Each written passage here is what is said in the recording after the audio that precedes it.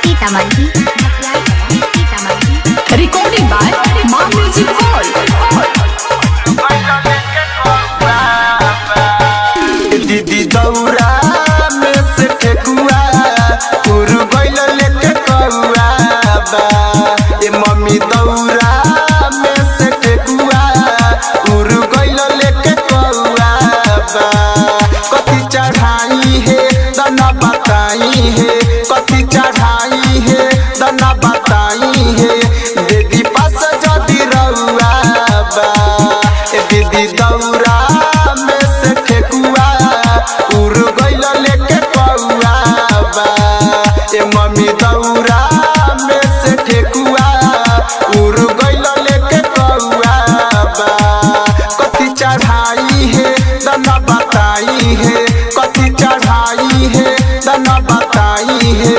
दीदी पास जदी रउआ बा। ए दीदी दौरा में से ठेकुआ उड़ गइल लेके कौआ बा।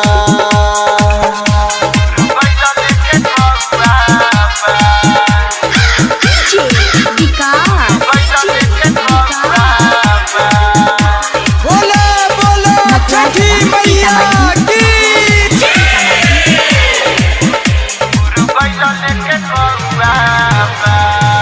ऐनी भोरवे भिनी सरवे सब बनाई के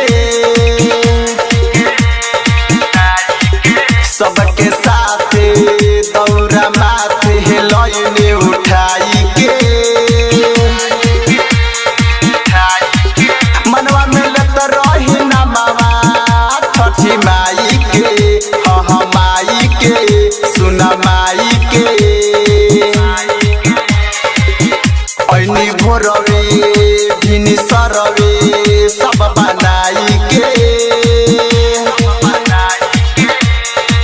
सबके साथे दौरा माथे लइनी उठाई के।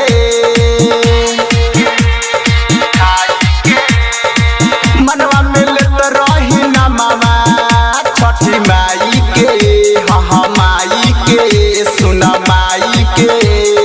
अचके में अइले उललवा लगइले जुठ कइले मिठैया बा। ए दीदी दौरा में से ठेकुआ उड़ गइल लेके कौआ बा। ए मम्मी दौरा में से ठेकुआ उड़ गइल लेके कौआ बा।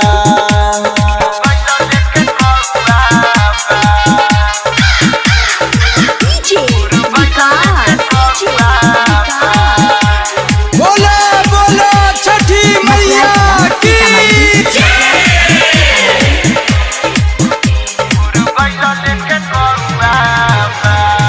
मुख समोही सुन कहीं लागी न जाई के।